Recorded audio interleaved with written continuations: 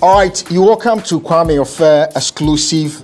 This is a special edition for the 66th Independence Day celebration, of course. In any part of the world you find yourself, this is the time Ghana is celebrating the point or the day where we had our independence, which was the 6th of March, 1957. Of course, don't forget that we had our Republic Day on the 1st of July, right? 1960. And that is where Ghana truly became a sovereign nation. And when we say sovereign nation, at that point in time, the Queen doesn't become the highest authority for us. We're able to make our decisions on our own and then all that. But at a point where we celebrated the moment where we had the independence after the elections and all that was 6th of March 1957, where Dr. Kwame Nkrumah, who is the first Prime Minister of Ghana, declared this day and then shared with the whole world that before we attain true independence as an Africa or as a continent, there has to be total liberation of all other African countries. That is where we can attain that true independence. When we say total liberation of other African countries, what it means is Ghana can not only have independence and think that it is having a good time or think that I am independent and I'm fine. Our success will depend on the independence of Nigeria, independence of Ivory Coast, independence of Burkina Faso, and the rest of the African continent, South Africa, and then all that.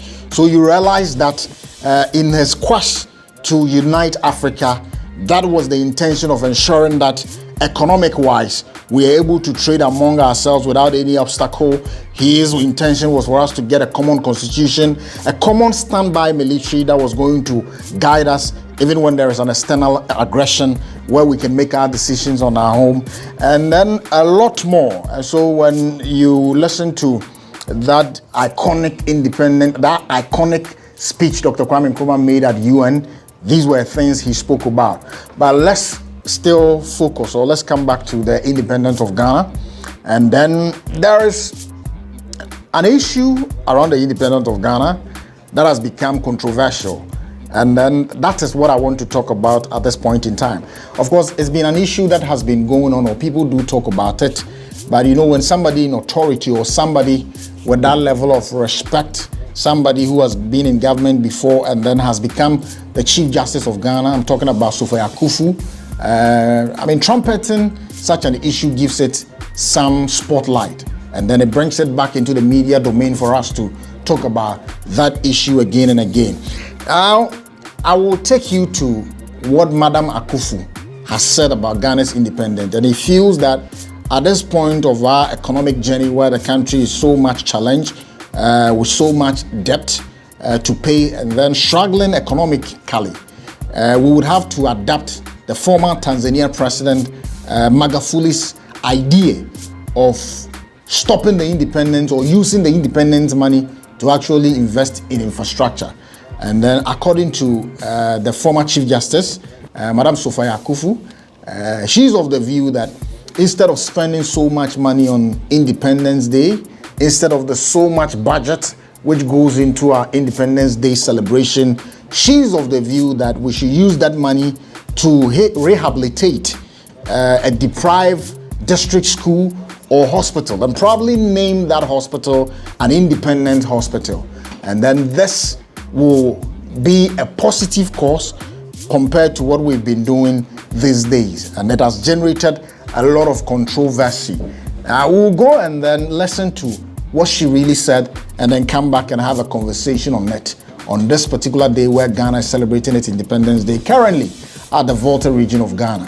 Let's take a listen. Should be celebrating our Independence Day, but gathering and marching, that's not much. I think whatever money is going to be spent on this celebration, everybody going to the Volta region. If they had selected, let's say, a deprived district, built a new school there, selected a ramshackle district hospital or health center, and upgraded it, and then named it Independence School, Independence Hospital. It will be good. And then every year they pick a region, pick a project and do it. I think that will be money better spent, if it is to be spent at all. This would inure to the benefit of the people directly, and it will also last. They're going to talk, march, eat, and come back, and that's all. You welcome back. That was the statement by Sophia Akuffo, former Chief Justice of Ghana. Now, I think these days, Madam Sophia Akuffo is becoming more vocal. You remember that recently she joined the bondholders, where they made a passionate appeal to government not to add them to the whole haircut system and then all that. And then there were a lot of pronouncements that came from him, including her banter with Gabi Ochedako and then all that. And so gradually she's adding her voice to public issues and then national issues. And then I like her objective stance and then how she's contributing to national discourse these days. So let's go into what she said. Do you personally think that with the amount of money we invest in organizing our Independence Day, for example, as we're going to Volta region, we're talking about the hotels these officials are going to sleep in, the amount of money that's going to go into the refreshment of these personnel and all that, even in our various districts, the amount of money that goes into it and all that. I actually chanced on an article on GH Gossip, and then it was saying that in 2019, a memo that was intercepted, which was marked confidential document, revealed that we spent about $3 million on the celebration in Tamale. If we are talking about $3 million, then we're talking about 16,500,000 Ghana cedis. So that's the amount of money that goes into it, even way back in 2019. So what that means is there has to be deeper reflection. What happens when we're doing our Independence Day? Do people really learn? Do people really appreciate the history during these celebrations? What do the students, I mean, let's be frank with ourselves. When you're a student, when you go marching and all that, what do you take back? I mean, long speeches are held and then all that, military marching and all that. But at the end of the day, what do we take away from that? I'm just saying that maybe we should have a deeper reflection, assess it very well in terms of the cost and benefit associated with it. I mean, we do it every year. And that if at one point in time in a particular year we decide and say, okay, we are not doing it this year, we're using the money to build the Shama Hospital, which is part of the Agenda 111, which has come to a halt due to financial challenge. And so this year, we're coming to Shama to build the hospital, the Agran Kwanta Regional Hospital we are building for Western Region, the rehabilitation of Efian Kwanta. I mean, something specific, not necessarily what I'm mentioning, but in some district they have challenged with not having hospital at all. And so not necessarily stop Independence Day celebration, but they're 2 years ahead of us. We want to use the money to construct specific infrastructure development and then name it with the name Independence Hospital, just for people to realize and appreciate that the money has been used for a particular project. What do you think about that? I think that it is an interesting call that we can look into it, and I know people have started having a lot of conversation on that, because if you want to teach children about Ghana's Independence Day, trust me, there have been a lot of videos around. Independence Day have been marked on different years, and so if people want to go and watch, they can go and watch it and then realize what happens during Independence Day. Just last year we celebrated it. So if it's actually about the lessons to be learned during the Independence Day, there are a lot of videos to show. Probably there are much we can learn from the past organizations we've done or past events we've done, and so maybe going forward we need to have a rethink about our Independence Day. And again, I have an issue with the celebration of Independence Day. What is the celebration of Independence Day? When we had independence, and for me personally, I view independence from two perspectives: the political independence and then economic independence. What I see Ghana do is we continue to celebrate political independence, just that we're able to have opportunity to vote. We have the chance to vote on every 7th December, and then we're able to do few celebration, elect our president and all that. And so politically, we feel we are free. But in economic sense, our decision is still entangled with decision of other superpowers before we're able to make certain decisions. I will use a classical example of the recent 600,000 barrels of Russia oil which docked at our port, and then the minority is looking forward for an investigation to be done before we accept or whatever.